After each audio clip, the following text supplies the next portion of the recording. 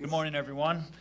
It is 7 a.m., May 2nd, 2018. We'll call this meeting of the Fergus Falls City Council Committee the whole to order. Roll call, please. Roper. Here. Thompson. Here. Anderson is absent. Speedo. Here. Hicks. Here. Appert. Here. Fish. Here. Rachel. Here. We have a quorum. So we have a long agenda this morning, so we'll keep things moving. First item of discussion is downtown parking lot updates, and we'll call on Brian Navarro, our city engineer. Yes, thank you. Good morning, Your Honor, and members of the council. Morning. Good morning. I just wanted to provide you an update in regards to the west parking lot situated between Court Street and Union Avenue. A request by the council was to explore the potential costs to remove the existing bollards in this parking lot. If you can refer to the map here, and I'll come up to this. This is an as-built drawing of the map that we have on record. And I believe you may have a printout for close-up, I'm not sure, but apologize, hard to see, it's a faded old as-built, but Union Street here, Court, and these are the bollards right here we're referring to, situated in all the parking stalls along here. These represent the islands and everything as well, and here's the river. Based on what we believe, we've been evaluating the best options to remove these. I suspect some of these posts are cast in with varying size foundations. That's just an assumption. But based on this, I believe the cleanest way, if the council wants to proceed with moving these internal sections, we would propose doing a full depth saw cut, offset either side of the bollards there, and attempt to extract them, and then remove all the excess bituminous pavement, and do a full depth linear patch from island to island for each subsequent section along there. That would probably produce a best product in the end, but it's still undetermined the size of these foundations. But we estimate at 3 foot wide. This is based on our prices. We're with 123 bollards. We are anticipating somewhere on the orders about $26,000 to do this type of work. I've talked to Public Works and everything. They feel they could accomplish this work. However, just based on the weather and everything, we have concerns that given the dates of Summerfest, starting on June 8th, we have concerns about the bituminous plants opening up and being able to restore all this area in time. Keep in mind with frost, road restrictions are still on. Hope to think they'll be coming off here soon, but we're still unclear when that's going to be. So given that, we could possibly, and just want to get the council's take, if we proceed with this work and we cannot get the bituminous to restore the patches, we'd look to install Class 5 surfacing in the interim until we can get the availability of bituminous, if that's, like I said. That'd be something we could do in consideration of the June 8th deadline prior to Summerfest, but we'd actually have to, we're aiming for June 1st is really our time in preparation for setting up that. So like I said, it's unknown. Potentially we could reinstall and finish everything up, but I think more than likely based on the season, the road restrictions, it's something of concern right now at this time. So just opening up for conversation and see what the council's appetite is to proceed with this sort of work. We got to figure out some funding, but we do have some general state aid money that we could use to supplement some of these costs to proceed with this project. Brian, question. So how long a project, is it staged? Is it a day? How long is it going to take, and what kind of disruption would it be to the? It depends on the bituminous and everything. I think we could do it in stages. Obviously, as we move saw cut, we're going to have to restrict parking and everything to, if we have to get a full depth saw, we probably have to rent that piece of equipment, but I have to confirm. But yeah, we'd have to do that in stages and everything and have adequate workforce. So I'd pair, say, 2 stalls at a time, 2 aisles. Oh, so but it's not weeks of disruption and, I mean, of the whole entire. It depends on the parking lot. workforce, but I'd say week sounds reasonable. Depends if we can get the bituminous. And aisles at a time, not the whole thing at a time, right? Yeah, we would probably start at one particular side and work our way across and put up temporary restricted parking. Sure. But that's something, we haven't got that far. Great. Okay. Questions for Brian? Anthony? You know, I would kind of obviously, if you did it post kind of June 8, I mean, because it seems that obviously if you put class 5 in, then you've got to dig the class 5 out and then lay the bitumen, the asphalt back in. So you're kind of doubling up on some work if you do that. So Excellent point. You are correct. You are correct. So I mean, would it matter if we kind of started after June 8th? I think the June 8th is obviously because I think that when it was originally talked about, there was some activities that were planned, but do we know if there's still activities planned? You know, I think that just being confirmed that the parade route has been confirmed is the only thing we have truly confirmed at this point. So, Which is coming right down Lincoln now, Yeah. right? and that wouldn't necessarily mean that that has to be done. So I think in light of the costs, we may have to look at, Just, is it consensus just to, yeah, just do the lot when we can. when we can, at the And lowest adjust cost? to any other activities with, Is that's acceptable to everyone? Absolutely, absolutely. Is that, I would agree with not having to take out the class 5. That is a little extra, but we can refine the cost, probably turn over to Public Works and just review if we do it in-house, how we could refine. Like I said, our price is based on base prices that we pay, that we estimate for our normal projects. Obviously, you pay a little bit more of a premium unit price when you have such smaller volume. That's something we can take a look at too. excellent, thank you, Brian. You're welcome. Next, we'll call on Chief of Public Safety Kyle Bergeron for downtown parking enforcement update. Thank you, Your Honor. I think in your packets, you received a couple handouts. The first one is a spreadsheet that's labeled Downtown Parking Analysis. Basically, over about a 1-month period, and I don't even remember the dates now, it was like mid-March through mid-April. We just went downtown at night, usually between midnight and 4 a.m. And then also during the daytime hours, usually between 11:30 and 1:30, and just counted cars, how many cars are in each lot, how many cars are parked on the street. So as you look through that spreadsheet, I won't go through the whole thing. You can see kind of what the daily average is per lot, also what the high count was per lot, the low, and how many total spaces in each lot. Same thing for street parking. Went down the main streets in town doing the exact same thing. And then I'll just, so if you have any questions on that data and where that data came from, I guess maybe now is the time to ask. And Kyle, could I ask, just so go through, so you got the spaces, what's the percent?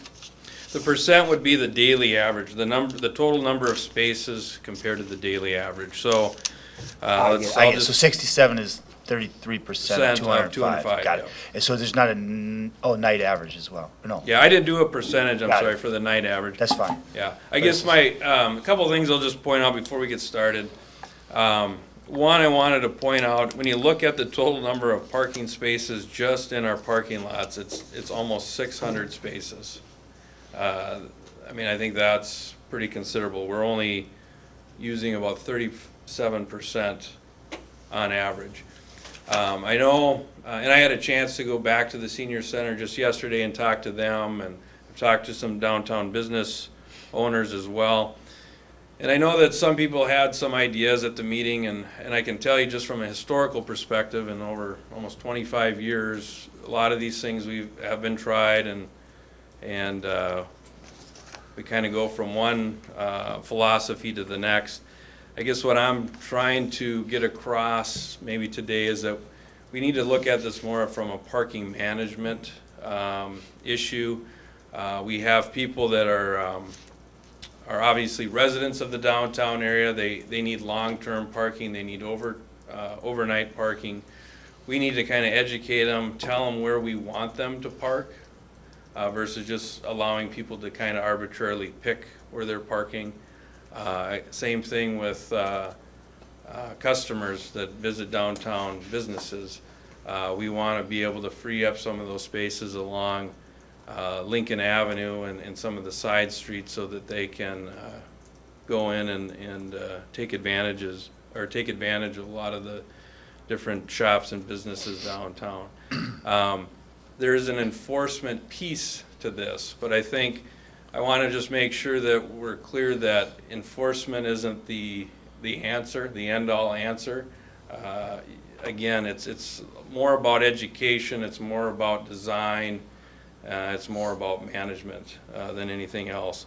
I'll just point out one thing before we get started. If you look at the Shopko lot, okay, there's 93 parking stalls in the city half of the Shopko lot. You know, we're 8 cars on average per day in there. We're using it 8%. It's underutilized. There's a great area for green space along the river there.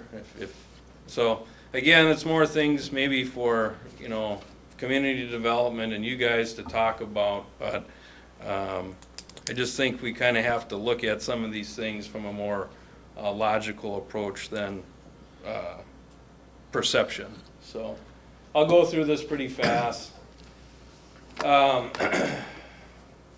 So that's just kind of a picture of downtown. We looked at the 6 lots kind of represented. The one lot I didn't take into account is the one that's beneath American Federal Bank, and I'll touch on that a little bit. But again, you can look at the Shopko lot. There's that triangular piece that kind of runs down towards the river. You know, like I said, on average, there's 8 cars parked in that parking lot. So there's, you know, great potential there if you want to look at reuse for green space along the river. It's also an area where I would push the council for overnight parking, that we want to get people parking in that lot versus some of these other lots. We have a signage issue. Some lots are signed 4 hours. Some we enforce from 8 a.m. to 6 p.m., 8:30 to 5:30, 9 to 6. There's no consistency. I would argue just on all downtown streets, we just go to 2-hour parking. There's no time limit, there's no date limit, it's just straight 2-hour parking. I'll talk a little bit more about parking within the parking lots. Again, I'm probably looking at 4 to 8 hour parking limits in the parking lots. This is just kind of a reiteration of what you have in the spreadsheet. You can see the total number of spaces, the average, and the high use for those lots. Overnight parking. So when we counted overnight parking, what we were looking for is essentially probably downtown residents that are parking on the street or parking in various lots. So this is the parking lot usage for the different lots. This is the lot behind the senior center. And most of these pictures I took somewhere between noon and 1 o'clock. You know, I just picked a day. So again, the lot's, you know, maybe 2/3 full. This is the Shopko lot. There's 1 car, I think, parked in that picture along the river. The other 7 or 8 are parked along Lincoln Avenue. And I will just say too, with Shopko, I would guess out of those 7 or 8 cars, that's where the Otter Express bus picks up in the morning for people going to the Fargo-Moorhead area. So I'm guessing the majority of those cars are people that are, you know, commuting into Fergus and then taking mass transit, maybe to Fargo-Moorhead.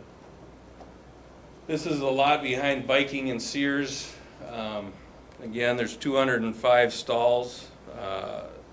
The high was 86, average is 67.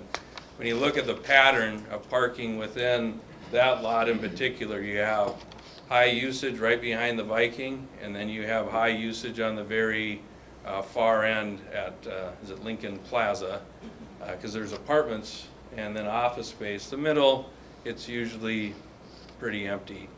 There's I think the flower shop and maybe 1 or 2 other businesses park along the river. Otherwise, probably won't see more than 2 or 3 cars parked in that, those stalls. This is the street usage. West Lincoln Avenue at,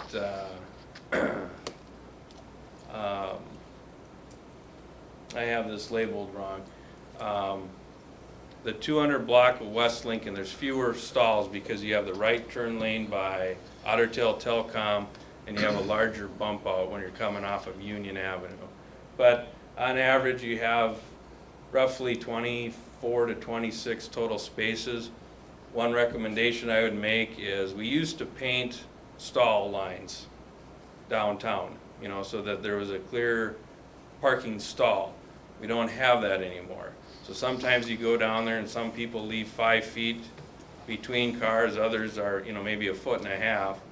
So the number of cars that can park on the street kind of varies, you know, just based on people's parking habits. So, you know, one recommendation that I'm gonna make is that for at least on Lincoln Avenue, we go back to painting stall lines on the street so that people can get lined up with where the parking spots should be. And again, you're kind of maximizing the number of cars that you can get parked on the street. South Mill, high density apartments on Mill Street and East Lincoln. So on Mill Street, average day you got 39 cars. You almost have more cars parked on Mill Street between Lincoln Avenue and Washington than you have in at least 2 blocks of Lincoln Avenue. Big reason for that is, you know, the river end. And then you have obviously several businesses along Mill Street. Overnight parking, again, you look on South Mill Street, you got almost 18 cars parked. I'm guessing those cars aren't turning over nearly as fast.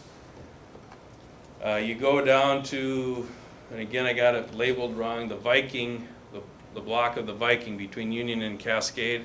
There's not a lot of apartments, there's not a lot, I guess I do have it right, there's not a lot of on-street parking at night. Again, these are pictures taken, this is front of the City Bakery between noon and 1 o'clock. This is down by Victor Lundine's.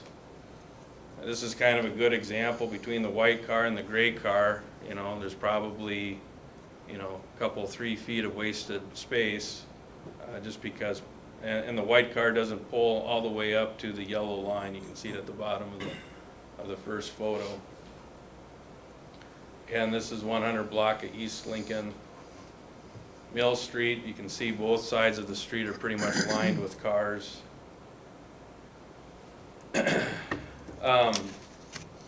So kind of, that leads into the handout that I gave you. And it goes to this philosophy of parking management. We need to designate areas where overnight parking should be allowed. I don't know if it's something that you want to look into a permitting system for overnight parking, that there's a $15 or a $20 a month cost. But I use this handout as an example, just kind of as a depiction maybe behind the senior center. You know, the row along the alley on the top of the page, you know, that's just regulated parking. No overnight parking would be allowed there. That's giving you access, parking access for people going to the senior center or various businesses downtown. You know, the shaded areas, the further you push parking away, maybe that's where you allow overnight parking, and then your yellow spaces would be your rented stalls. So again, you're managing where people park within the lots, leaving the prime spaces for your customer base, and your rented stalls are the less desirable stalls. The other thing a lot of cities do, they go on, you know, we just charge a flat rate for a rented stall. The problem with a rented stall is if it's not being used, no one else can use it. And I don't know, are we charging $25 or $35 a month, Guy? Do you know? 35. I'm not sure that's enough. The other thing, I'll just, behind the old Pizza Heaven, that parking lot behind Bank of the West at Cavor and Cascade. That's a high, we have a lot of rentals in that lot. Another concept that some cities implement is you pay per demand. So if that's a high demand lot, then instead of $35, maybe that stalls $50. And if you want to stall in a less desirable lot, you pay less. But anyways, that's kind of it in a nutshell. I just wanted to bring you some, actual data so that you can kind of see what parking is like around town. I'm not saying that there's not times when there isn't 100% usage. These are just kind of averages, what you could, in a typical day, what you can see.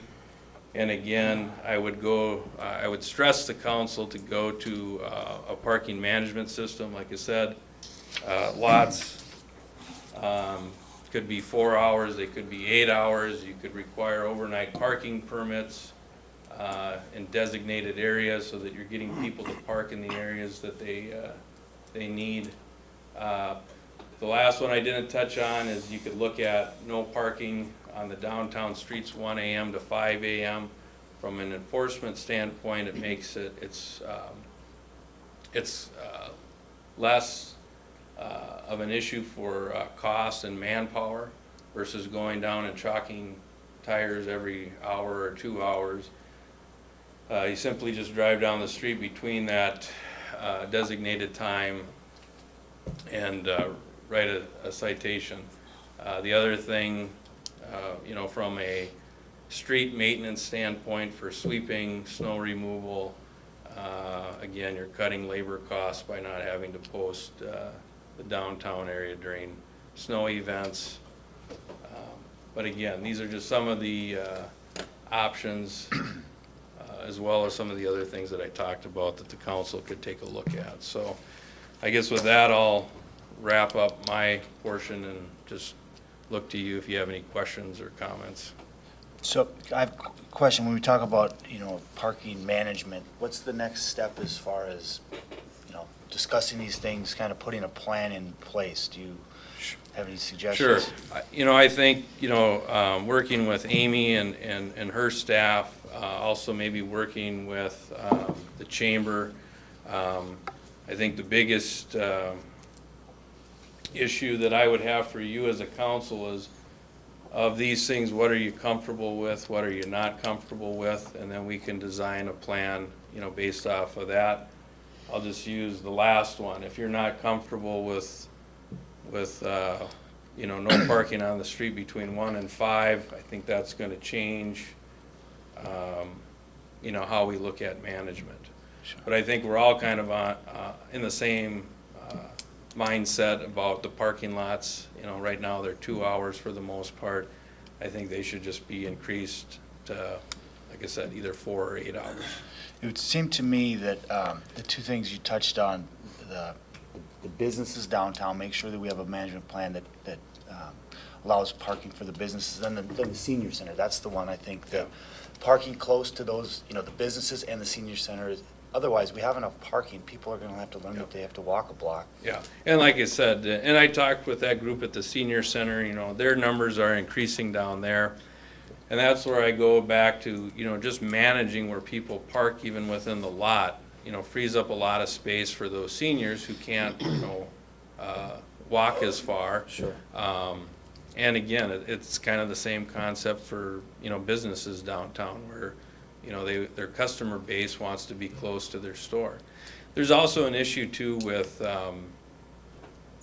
if your business has a front and a rear entrance, if you have an entrance off of Lincoln and then you also have an entrance off of one of these parking lots, doesn't seem to be as big of an issue.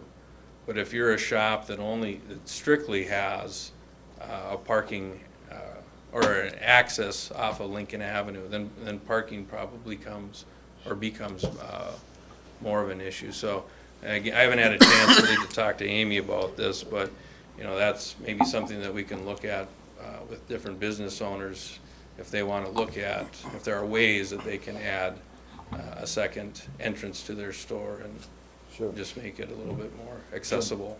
Jim, do you have a question? On the Comment? last one, Kyle, there, no parking on the street 1 to 5. When you're talking street, are you talking just Lincoln, or are you talking all streets downtown? And again, I guess this could be phased into, we could do some trials. We don't have a lot of parking right now, say on Court Street. So I don't think that that would be an issue. I would definitely start with Lincoln Avenue as no parking. If I thought that there was a challenge in the downtown business district, it's gonna be Mill Street. And, you know, is it something that you just implement no parking, 1 to 5 on Mill Street, or, maybe we start mid-block, maybe just about the entrance of the river end, and it's no parking from there to Lincoln. A lot of this is going to be education. You have to educate people where you want them to park. We have to make sure that, we're not displacing cars on Mill Street and putting them in the senior center lot. So you have to limit, the number of spaces where you're allowing overnight parking. Like I said, the Shopco lot, for example, really underutilized. It could, I think, accommodate a lot of these river end parking issues, but people are gonna have to walk down an alley. And are we gonna improve lighting? Are we gonna install sidewalk? What are we gonna do there to kind of enhance that usage of using that lot versus other places? So I would start on Lincoln Avenue and maybe some of the side streets. Like I said, the only holdout I have right now is Mill. What are we gonna do there on Mill Street? Thank you. Mayor, my Yes. thought on that is if we just restrict Lincoln, it's gonna push them to the side streets, Yeah. and for snow removal, that's gonna be problematic. Sure. We can refine it as we go through. I'm sorry to cut you off. Ultimately, what we want them to do is, we want them to park where we want them to park, Right. not kind of where they choose to park. And, so again, whether we do this kind of a slow and methodical, or if we just, carte blanche, What put if it we, into effect. take some of these recommendations, put them in an actual downtown parking management plan, and then get that to the, get it out there, let the public respond, and just have some interaction and some discussions with the senior center, with the downtown businesses, with the people who live in the apartments, and that would seem to be a reasonable approach. Anthony? And so obviously in the additional kind of option that you spoke about that's not listed would be then changing like Lincoln and Court and Mill to 2 hours. They're, currently, they're all 2 hours. Yeah, And right, I okay, would say, to yeah, keep them 2 hours, I would get away from, is it from 8 to 9? I mean, it's 2-hour parking from 5 AM to 1 AM, Yeah. kind of a concept. And then, like I said, just have some consistency within your lots. It doesn't matter to me if it's 4 hours, if it's 8 hours. And then one other question was, are like Mill Street and Court Street, are they marked? You spoke about obviously physical markings on the road for Lincoln. Is Mill, and I don't think they are. No. So again, because obviously in one of the photographs you showed of Mill, Yep. again, there was that kind of, 5 to 6, 6 feet gap between a car, which, as you say, Yeah. add that up and it's another 2 vehicles that you could get in. And it's, I'll just say this too, it's easy for me to make these recommendations when I don't have to paint the streets. So. Sorry, Guy, but I think it is, I mean, I think it's a valid point. Yeah. That if we're really concerned about parking, then we as a city have to do things to, increase the I mean, that would efficiency. increase capacity. Yeah. As you say, even if it's by 2 cars. Yeah. Probably, And there's and I can share more if anybody wants to stop in and talk to me. There's a very good study that was done by a group of Chicago suburbs some years ago, and it talks about parking and the livability. It's not just about parking management. It's kind of what you talked about, Mayor, about businesses, it's about residents living downtown, it's about accessibility.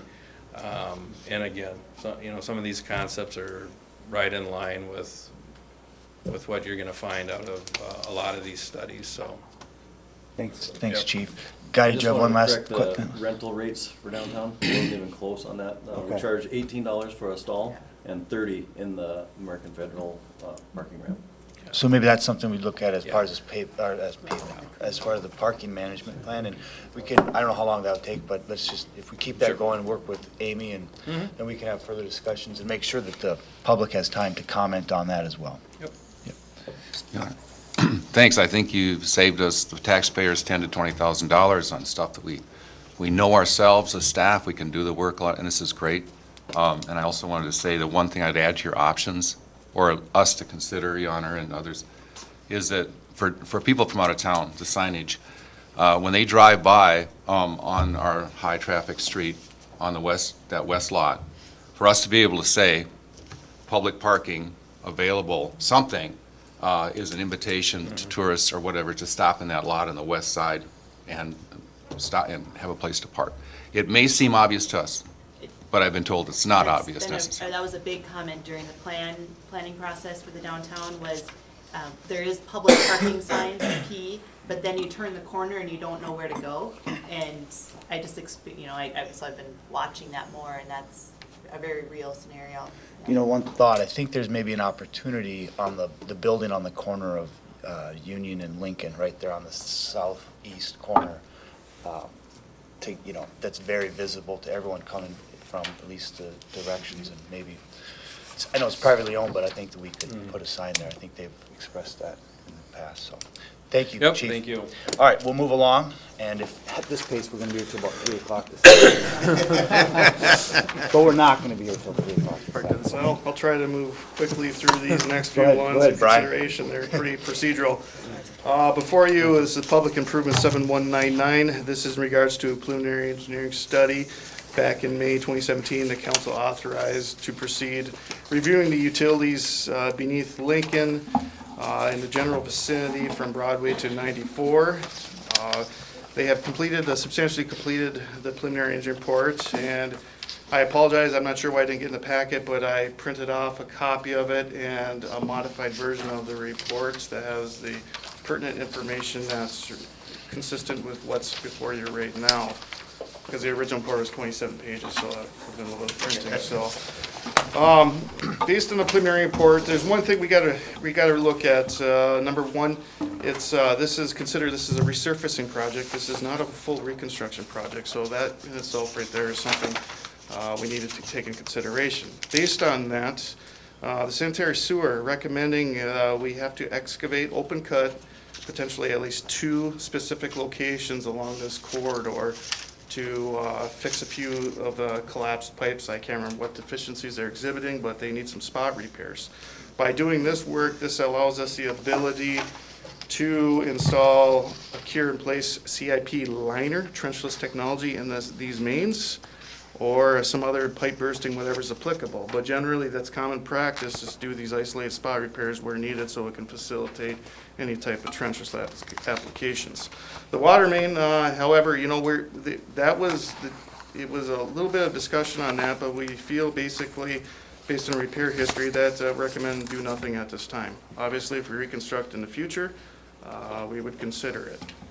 Storm sewer, very minor. Look at some isolated catch basin rehabilitation if required. That was not really a component, but that would be something we would look at if we enter into plans and specs.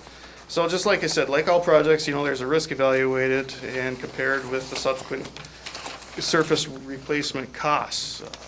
Which is pretty significant at Lincoln because there's concrete underlayment as well. So at this time, I'm requesting the city council to accept a preliminary engineering report, and I can get you a full copy for review if you'd like to. And I'd also recommend that we procure a professional services design proposal from Interstate Engineering to rehabilitate the utilities as noted in consideration of this PER, or at a minimum, modify it to essentially remove the trenchless technology at this time, because that can be done for all practical purposes at any time. However, I'd recommend sooner than later. But this is something we need to look at with budget and everything and how we project those forecasts. Because there would be less expense anyways, just by doing the bare bones minimum, which is closely rates to the open cut type of operations. And as mentioned, experiences like this, we want to let it go through one freeze thaw cycle. If we do any open cuts in preparation for our 2019 federal STIP mill and overlay. Thank you, Brian. Any questions of Brian? Just one, mentioned West Otter Tail on the Otter Tail Drive. There's a path along there that badly needs resurfacing. It's quite highly used. And noting that there's no sidewalk, if you can, like south of Lincoln, to go west, there's no sidewalk going west there at that walkway. So if you come up, on what is now going to be County 1, or, across the Tower Bridge Road, and you want to go west, you've got that walkway to go on if you're biking. But if you go up to Lincoln, you're stuck. You're going to have to get onto this very busy road. Or even if you try to turn left before that, there's no sidewalks going west. So could we prioritize if we have this resurfacing going?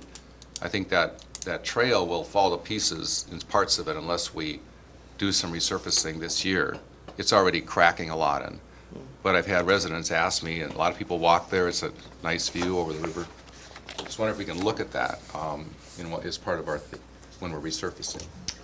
I think we can look at that, but I'd recommend that we keep it isolated from the federal aid project. Right, I understand that. Associated. But that we have it on our radar with this planning. We have a lot of trail and sidewalk needs. I believe we've talked about it before and everything. I think I'd probably recommend not to get too much into it, but we have a levied amount for our mill and overlay and our general preventive maintenance we do on our city streets. We perhaps need to look at that too and look to levy a little bit more money dedicated to just our existing trails and everything, and I think that'd be more applicable. But any of these segmented areas that you're referring to, would have to review, but I think would not want to include it in this project, but recommend a different means of doing that. Okay, thanks. Thank you, Brian. Do we have a motion? Second. We have a motion and a second. All in favor of the motion, say aye. Aye. Opposed, same sign. Motion carries. Thank you, Brian. Item number 3 is also Public Improvement 5321 Mill and Overlay Projects. Yes, thank you again. Recently, we substantially completed project plans and specifications for the 2018 Mill and Overlay Project. We have an estimated cost of approximately $187,000. Because of this, the city, we must be publicly advertised for bids.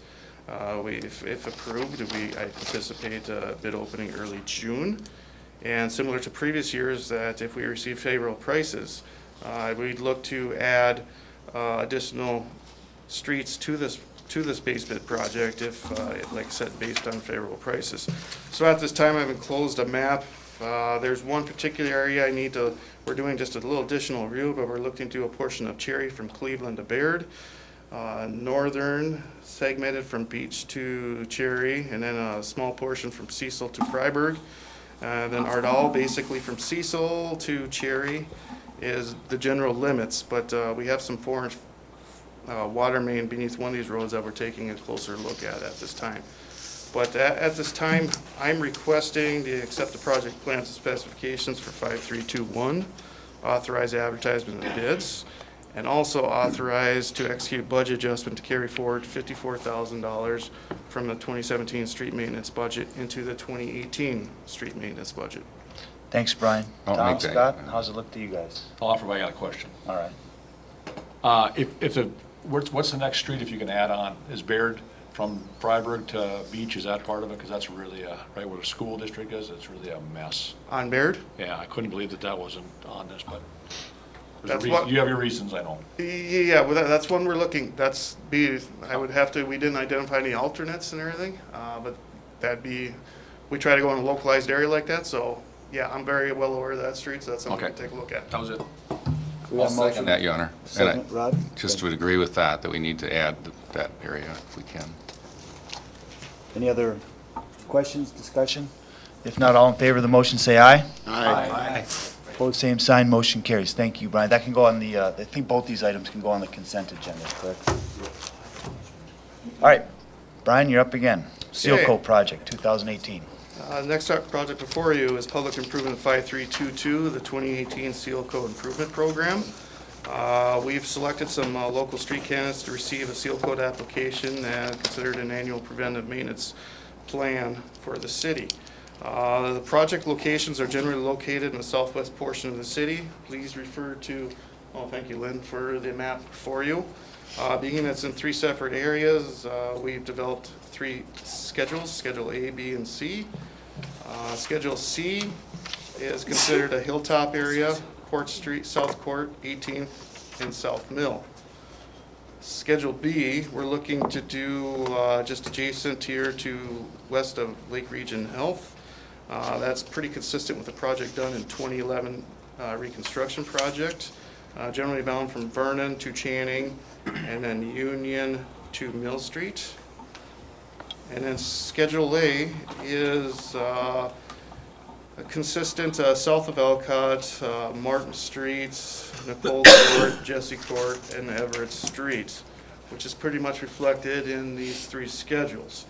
Like I said, these have been brought up and developed and quantified into, tabulated into 3 separate schedules. However, we'd look to do a base bid, requesting bidders to bid on the entire package. Estimate cost is $88,600 for this application. We plan this project could be done this year, but based on this monetary threshold, we could go out for quotes. And based on this amount too, we figure it could be funded through our annual levy amount of $90,000. That consists of our engineering and staff's time. So depending on prices, we'll once again look to increase the ability to add seal coats and supplement with state aid funding. So if acceptable, I'm requesting initiate public improvement 5322, order the project plans and specifications, accept the project plans and specifications, and authorization to solicit for quotes. Any questions? I'll offer that. I'll second it. Okay, we have a motion and a second. All in favor of the motion, say aye. Aye. Aye. Opposed, same sign, motion carries. Thank you, Brian. Thank you. Getting there, 2 more. Before you is a petition that has been received from the Deer Valley Addition Street Improvement, we're calling this. This includes existing gravel surface, but a request to bituminous pavement, including curb and gutter. However, we're evaluating that for the Deer Valley Addition. Attached and on the screen before you is the petitioned area. Please note County Highway 111 is basically the westerly limit, Ridgewood Drive, Buckridge Drive, confined within Fawn Lane and including a cul-de-sac. Based on this, the petitions received, it represents 54% of the abutting owners. This meets the requirements set forth in Minnesota Statute 429 and City Code Section 507. Therefore, if acceptable, if we initiate this project, we'll then begin to prepare the engineering project report that consists of design and cost. Also, we'd be seeking to do neighborhood appraisals and also presenting a method how to specially assess for a portion of the benefiting properties adjacent to this project. So at this time, I'm requesting the City Council accept the petition and initiate Public Improvement 5266, bituminous street improvement in the Deer Valley Addition.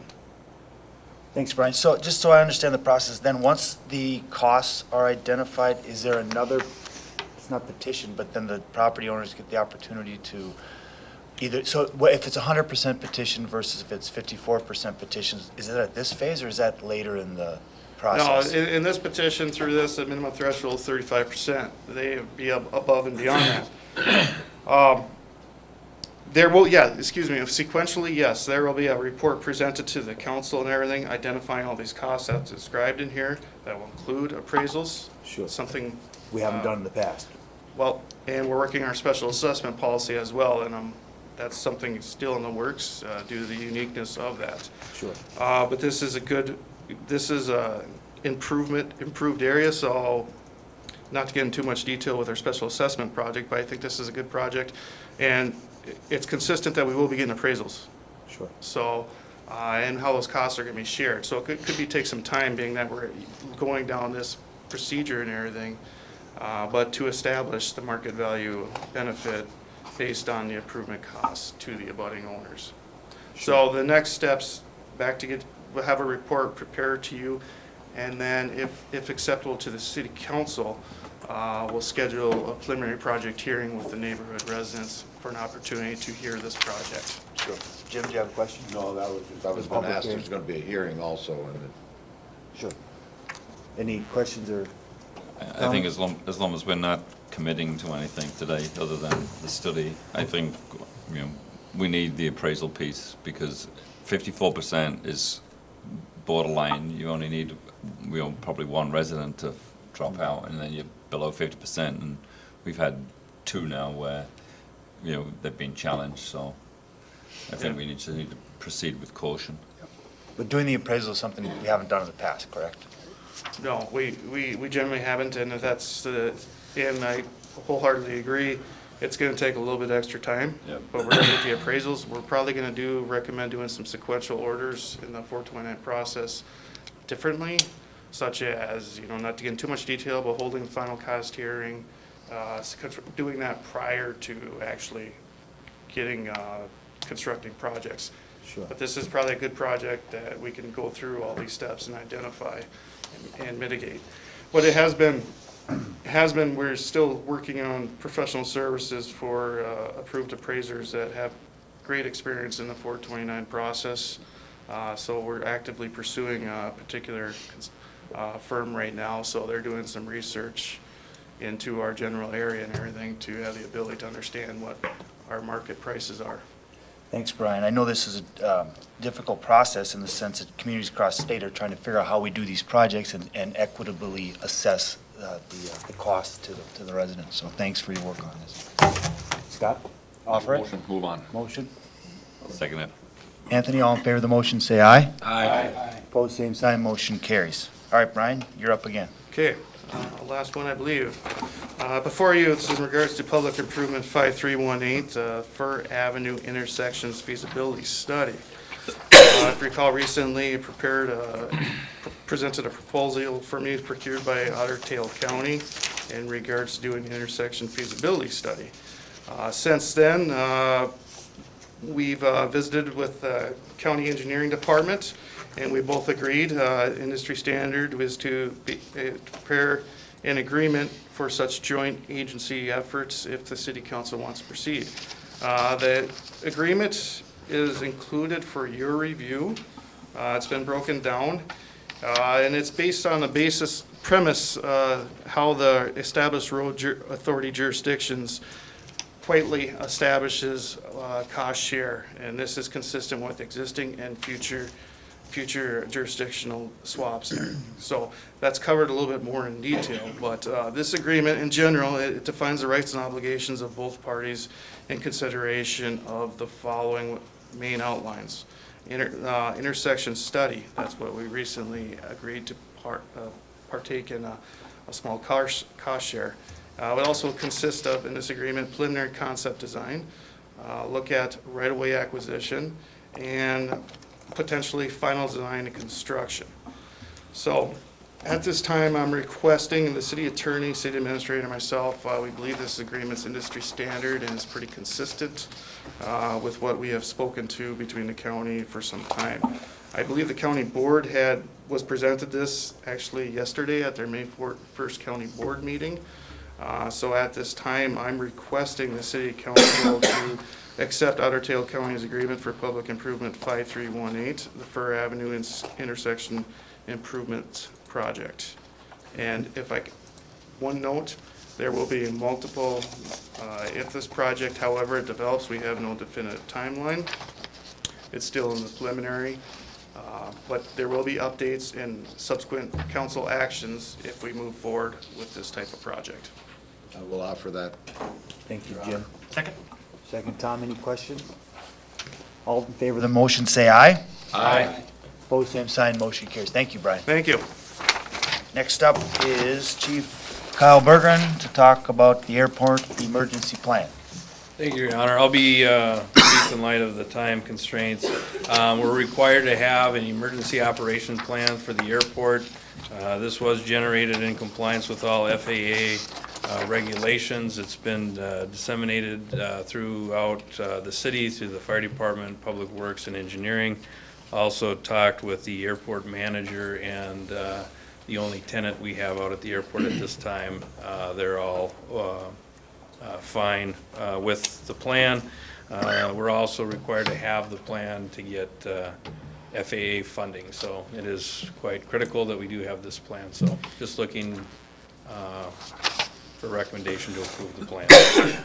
John? Yes. The only thing I would add is that I think perhaps rather than just having like the initial review on the bottom, we should have more of a page that says the date and the revision numbers, and obviously have a printed name, so a little squiggle of an initial doesn't mean anything. Sure. We Yep. should, so. We can do that. Yeah. With that, I make the recommendation to accept it. Thank you, Anthony. The second? I'll second that, Your Tom. Honor. Aaron, second and a third. Any questions or discussion? If not, all in favor of the motion, say aye. Aye. Opposed, same sign. That motion carries. I think that can go on the consent agenda as well. I think all of Brian's items, unless anyone objects, can probably go on the consent agenda, correct?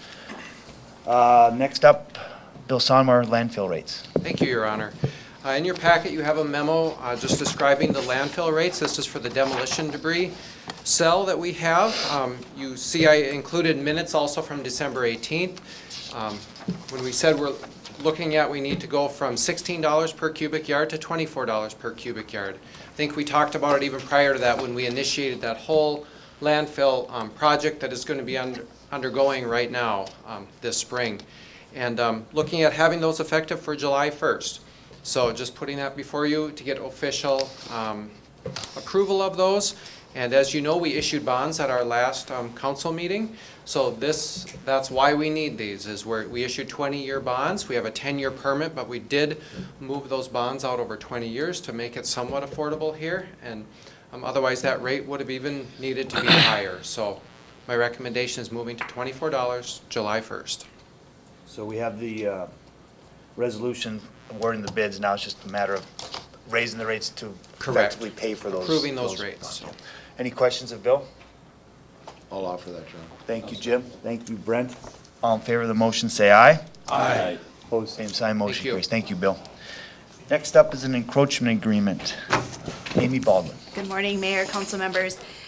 Before you is a consideration of an encroachment agreement related to the property at 1010 Maryland Lane, property currently owned by Catholic Charities.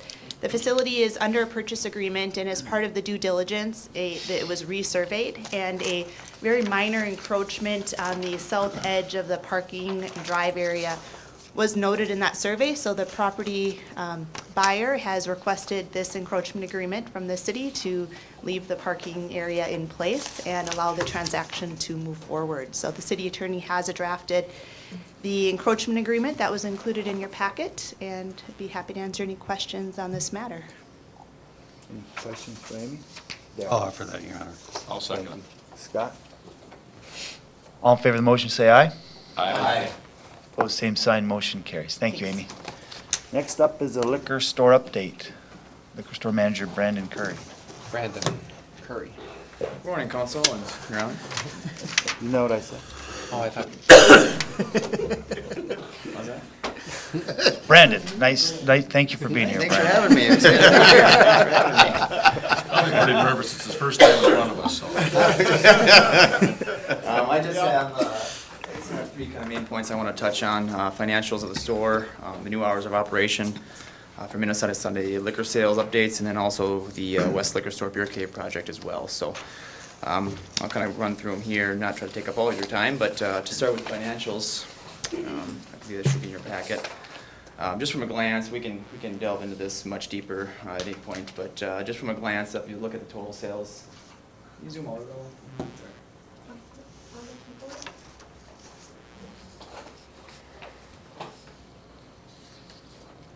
There you go. So if you notice, just looking at from a glance at the top part here, west sales versus east sales, and then total sales below that, the store as a whole is in a very solid state. I don't like to bring up the surrounding areas as much as possible, but there's a half dozen surrounding municipals that are struggling a little bit right now, and they're either going to be closing up shop or they're on the chopping block to close up shop right now. So there's also an article that was circulating, I forget who wrote it, but it was something about central Minnesota liquor stores are on the chopping block. They're hurting, they're struggling, they're this and this and this. And they really portrayed a poor picture for the outstate and central Minnesota liquor operations as a whole. But I just wanted to bring up this a packet of trends here to show that we're very strong. So on the top there, if you look at the total sales overall, steady growth on the green, or the red versus the green here, 2016, 17, 18. And then the green is just the first 3 months of the year coming into this year. So east sales by month, very steady across the board. West sales by month, growth you can see coming very nicely across. And then starting the year off very, very exciting. And then overall, same way, boom, boom, boom. I like the growth trends that I'm seeing, is what I'm getting at compared to what is happening around us. 16 of the last 16 months, we were up in sales, which is very rare, not even one bad month. Anybody who has a retail or has a, I guess a business in town knows that everybody has a bad month here and there, and even last month it got pretty cold and snowy, and but we're still up. So I'm very proud to say that this liquor store is doing well. I'm going to kind of touch a little bit more on the east versus west sales when I go into the next hours of operation, Sunday sales. But this is just kind of a snapshot of what the liquor store sales are. If you have more questions surrounding it, I'd be happy to answer more later, but there's a couple more things I wanted to touch on. So I'll keep moving forward here. New hours of operation and Sunday liquor sales. If you remember, last year, July 2nd, Minnesota changed the operational laws of off-sale to a maximum of 11 a.m. to 6 p.m. on Sundays. Fergus Falls decided to go 11 a.m. to 5 p.m. right off the bat at both stores. We kind of gave it a rough go. We're going to give it a year and give it a shot and see what it is, and we'll reconvene and kind of take a look at numbers at that point. It didn't take long to realize that it wasn't feasible. Before we went into it, I kind of came up with a break-even point, and it wasn't feasible to have both stores open every single Sunday. So with Andrew and the help of the finance staff, we sat down and crunched the numbers, and we decided that we wanted to keep the Sunday option as at least going forward and not just scrap the whole project. So we went to just the west store open on Sundays. And that was a great maneuver, and I'm glad that Andrew kind of gave me a little bit extra bump, because you never want to, in changing hours and changing things, you don't want to be the guy to change it. But I'm glad that he had the extra courage to do it, because it really was a great move on his part. We were averaging around 150 customers per store per Sunday. When we switched to Sundays open at only west, we moved to about 300 right on the dot. So if we didn't get 100% of the business that moved out west, it's 99%. So it's great to see it. I'm glad we made the move right away and didn't wait for the full year and didn't wait and see what the kind of losses we would have incurred. So it was a smart move on that part. So going forward, and then to back up a little bit, every town, and talking with other managers around the state, every town's kind of having the same discussion in their own private chambers and whatnot. What do we do for our town? What's best for our customers, our shoppers? Do we have one store, 2 stores, 3 stores? And then what can we afford? So everybody's kind of feeling out the process right now. There's no set in stone. This is what everybody's doing. This is what Fergus is doing compared. It's just kind of what works best for our city, our town, our customers, and then our staff as well. So in going forward now, the new hours of operation, looking into what has shifted from the sales, I've come up with this conclusion. Downtown liquors to be closed Sunday and Monday now, and west store liquors to be open 7 days a week. Okay? Reason being, well, multiple reasons being actually. The first aspect is that what Sunday did for the west store is that it took a lot of sales from Monday, okay, on downtown store. And it's become more of a break even than it is an actual a big money day, because we were closed Sunday before and now we're waiting for the Monday. So the Sundays has dropped off to more of a break even with a little extra on Mondays. And I thought at that point the West now is doing much more than we anticipated, and I'm very happy with that. So at that point it's become more than just the liquor stores.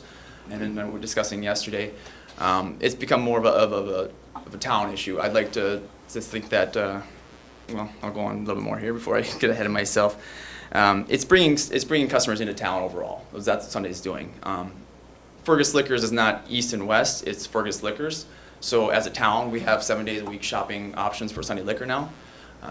Just in speaking with some customers last Sunday, I have 16 surrounding town members were shopping at the stores, and I'll just list them here quickly. This is just speaking with them in passing and being on the floor at the store. Henning, Earhart, Perham, Barnesville, Campbell, Underwood, Ottertail, Breckenridge, Fargo, Rossay, Dent, Battle Lake, Dalton, Ashby, Elbow Lake, Pelican Rapids, and those are just people I spoke to, plus an additional 270 members of Fergus, or customers from Fergus Falls right in town here. So they're obviously coming from around. I hope that they're in town, they're still shopping in town, they're staying in town, they're making use of everything else we have. So first thing I really wanted to know is can we make it profitable? Sundays, can we do it, or are we just being open to be open? And the answer is in the pudding. We can make it profitable, and it's more than profitable. So the second reason is do we keep it, or do we adjust, do we tweak, what do we do? And then, so my conclusion of the 7 day a week option is to have Fergus as a town be open 7 days a week. The pushback I can see from the Monday being closed is the availability of getting to the west store versus the east. Luckily, we're not 5-10 miles apart. We're only 1 point, depending on where you put it, 1 point whatever miles apart. We do have taxis. We do have other options. And then alternatively, talking with a few of the customers that would possibly potentially have issues with Mondays being closed downtown. We offer Tuesday senior citizen discount day. So they thought, oh, well, geez, I'll just, I'll wait another day and I'll take advantage of an extra discount. So very minimal pushback. When we switch from Sundays at west to east, or from east to just west, very minimal pushback. So in addition, this is an opportunity to also save a little bit on staffing. And I really think this is going to be the best option going forward. It's a good amalgamation of what we need as a city and what we have available for power and means, and then we're also allowing 7 days a week. So I think it's a good option to have. I did want to leave it as this is not the cemented in future hours, because the state's already looking at changing Sunday options to expanding from 11 to 6 to, I believe I saw 8 to 10 or 10 to 8. Whether or not we'll look at it is down the road. We have to wait till they make the decision. So these are the hours I'd like to do going forward, but obviously if the state does change the hours available, we'll have to take another look at that. And I'd also like to take a look, July 2nd will be the 1 year mark, and we can do apples to apples on everything from electricity to what's it cost to run. Did it go up this much and this much versus a Sunday open, using the cooler, using your lights, using all your registers versus a Sunday just idling. So that'll give us a little bit better idea as well. So I'll have a little more information. And obviously, if I have another opportunity to speak with the personnel and say, hey, this is, I think we should do this and tweak this a little bit more, I'll come to everybody and for going forward and keep that in mind. What else do we have for Sunday sales? Questions on that at all? I kind of jumped around a little bit, but like I said, it's just going to be a work in progress. And we've had 158 years of Minnesota of nothing changing at all. So it seems like a lot going on right now, and we were very, very steady. But I think that we've really capitalized and really made the best of what Fergus has to offer on Sunday liquors. And I think that the proof is in the pudding of people coming to town from other areas. Each one of these towns, 5 to 10 customers, is not going to keep their liquor stores open, but adding them all together and putting 60 more customers. Brandon, just a question. Yep. On the downtown, obviously, I have had comment from a couple of people about closing Monday. Mm-hmm. The fact that it's kind of back-to-back days of Yep. Sunday and Monday. Was there an alternate day that had low sales that No. would be a better day? No. Multiple reasons. Tuesday is my big delivery day too. That is going to be a huge day now. But there really wasn't. Monday was blatantly the day that dropped and went right back up steady for the week and then into the weekend. Right. So it was to a point where it was just above break even after the Sundays. So it could be something that could be operated, but I wouldn't recommend it at that point, because we're open 13 hours and it's break even point at that point. Thank you. Yeah. All right, so let's move on. Do you have a quick update on the west store, beer Yes, we cave? have the beer cave project. Where's another slide there? I don't know if anybody's familiar with the term beer cave, first of all, so I'll back up a little bit on that. A beer cave is a term coined by the original founder who opened up a beer cave, and it basically is just a shoppable cooler. I mean, instead of grabbing your product off the rails and off the cooler doors, you can walk in and shop it just like the store, but the whole thing is one cooler. All right, so just as a glance here, this is only the West Store's cooler, just the cooler. So if you're looking here, if you're whether you're familiar with the store or not, these are all the cooler doors going down the road here. So in the original plan, we had kind of had a rough budget of $100,000 for this project, but in talking with the what is needed and what is not, and what we can comply with, what do we want to do, we significantly have reduced that price down to 15 or 12 plus. So what basically the concept is here's our 5 center doors. So there's 32 doors total. Our 5 doors here, it's a 5-door set. These will just be pulled out, and then there'll be an entryway here, blocked off. So now you're inside our cooler here, and as a customer, you can shop this entire area for beer now inside the cooler, full beer. As a rough idea, pallets will be on this wall, stacks will be on this top wall, and then outside here where the beer is mostly stacked to the brim will now be smaller stacks, or you can convert to wine and liquor, which are high profitable margin items. Anyway, so the goal with the beer cave has a couple different items here, real quick. Estimated project time, day and a half. Right? It's not going to be a huge, long, monthly thing. All we have to do is, there's not going to be any difference in electrical. They're not going to change any fans, any of the wiring. There's really very, very minimal. It's almost more of a construction project than anything. Because the air circulation, we have five cooler units on the back wall. The way they circulate is that they rotate through, and actually the wall does not go all the way to the ceiling. It just basically barriers the shopping customers from my staff filling the rails behind. So it's still circulating the same amount of air, same amount of everything. There still has enough power to circulate in the cooler to keep it cool. But just some rough numbers. Just our top 3 light beers, and again, if you're not familiar with the product, just please ask and everything. Bud Light, Miller Lite, Mick Golden Light, whether you name it, over 10,000 cases a year we do out of the store. That's a lot of cases at 19 pounds a case. Our beer reps, both Miller and Budweiser, they do free filling for us. We have 2 days a week delivery, Tuesday and Friday, and they fill us up to the brim, absolutely fill us up as much as they possibly can, and we cannot, doesn't even do that justice. By the time Saturday rolls around, it's down to the floor, it's out. Our top 3 sellers, like I said, the Mick Golden, the Coors Light, the Bud Lights, we give them three facings on the rails. I could fit 15 deep, and that's it. When you're going through 10,000 cases a year, the staff has to fill every single one of those cases in between. When my guy's there on Tuesday, my beer guy, he puts the 15 in. Well, the next guy, the customer comes in and empties it out. Well, you have to go running back and fill that one. And the next guy does the next one, and the next one. We can't keep up with the amount of sales, and it's a good problem to have. To give you a little example as well, Underwood has already put in a beer cave, so it's not a Cadillac addition to the store by any means. It's a needed addition, and actually more importantly is the help of aches and strains, sprains and breaks. We have had issues in the past, and when you look at long-term employees that are doing over and over and over again 20 pounds of lifting, and just to fill the rail once 15 cases at 20 pounds a case, that's just one time. And you're doing 10,000 cases of just one SKU a year. Obviously, the keeping up with it is an issue, and so saving staff time and staff potential accidents is a big issue that I think this could be avoided as well. All right, so I know that there's a couple council members that are short on time, so let's. sorry. No, you're good, Brendan. I know. Just give us a time frame on that project, and then I know you want to touch on the retirement that you have in. Yeah, in yep. your store as well, Time frame.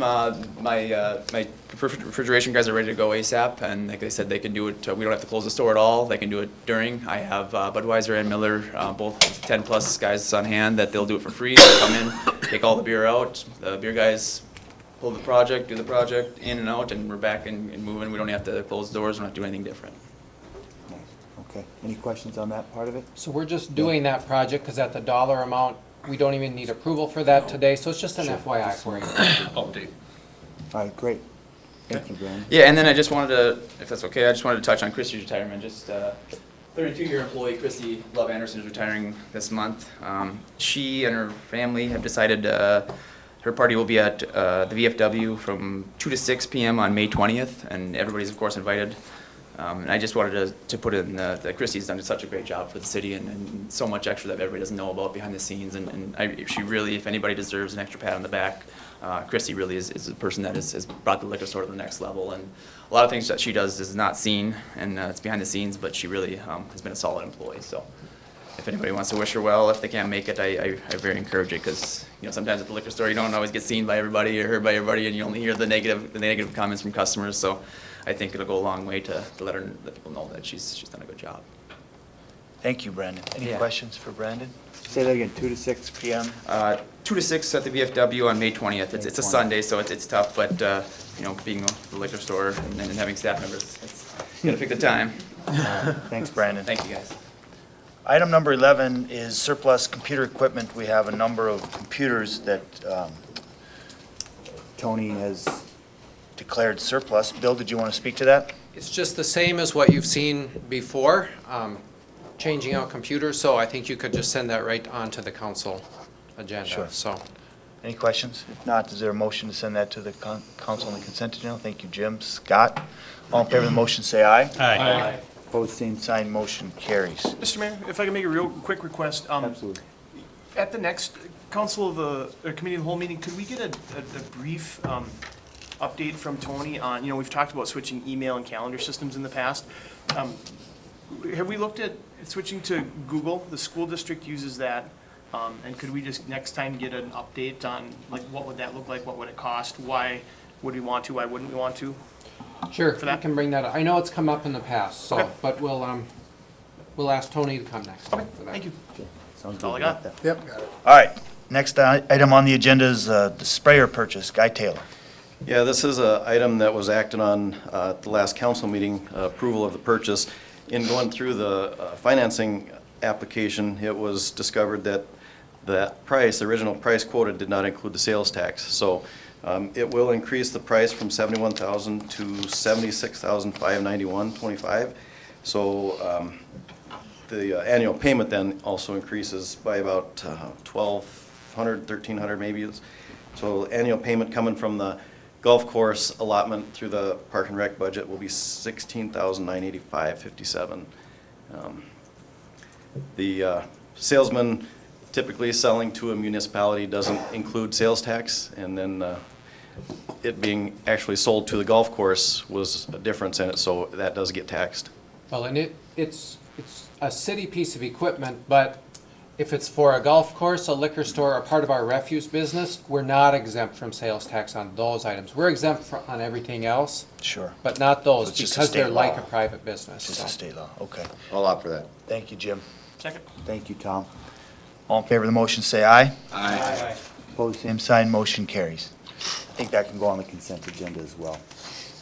Item number 13 is also Guy Taylor, and that is discussion of an easement to Otter Tail Power Company. Yeah, in your packet, there was a aerial depiction of the high voltage line as it exists and then proposed. Otter Tail Power approached me a little over a month ago about realigning their high voltage line, getting it from going across the top of the water plant building to going to the west side of the building. So it's just a utility easement that I'm seeking authorization for the mayor and the city administrator to sign with Otter Tail Power. Any questions you got? I'll opt for that. Second. Thank you, Jim. Thank you, Scott. All in favor of the motion, say aye. Aye. Opposed, same sign, motion carries. Thank you, Guy. Our last item on the agenda is City Code 6.23 relating to weeds, and April Zoomhoff is here to talk. Good morning, Mayor. Good morning, council members. You look through your memo packet on April 16th. We had directed our attorney to amend the ordinance 6.23 for our native vegetation ordinance. And in reviewing that, staff was looking also at our 6.23 for weeds. And Ralph has included a blue line about exactly what modifications were, and this was just to clarify, remove some confusion, and also to make it clear that we can post properties when there's tall grass, when we get complaints on those kind of items. At that point, they're already in violation. So also in the packet, there is a sign that will be posted on properties that are taller than 6 inches, have the grass nuisances, and we can define a time in which those items can be abated. Thank you, April. Is there any questions from the committee? Off of that? I'll second, I have a question, Question, Your go Honor. ahead, Rod. April, I don't see my page numbers here, but it's a bit into it. It's on maybe the last full page. It's a maintenance plan. At the top it says in black, a maintenance plan which shall include the following. So it's under maintenance plan, and it says the area is cut at least once a year to a length of no more than 8 inches. At least once a year to no more than 8 inches. I will have Ralph change that to 6 inches so we're consistent throughout the year. Yeah, it's a consistency, but it's also, as long as it's once a year and it can be done at certain, because with native plantings, you could actually eliminate all the future flowers by cutting that at the wrong time, if you had to cut it to 6 or 8 inches. So, as long as there is not a specific time on that, I think that's fine. As I understand it, it's once a year, right, so it can be done. Correct. I understand that some people also burn their native Right, yeah. prairies, so. Thanks. Any other questions of April? If not, all in favor of the motion, say aye. Aye. Opposed, same sign, motion carries. Do you have anything else to come before the council? All right, we're adjourned.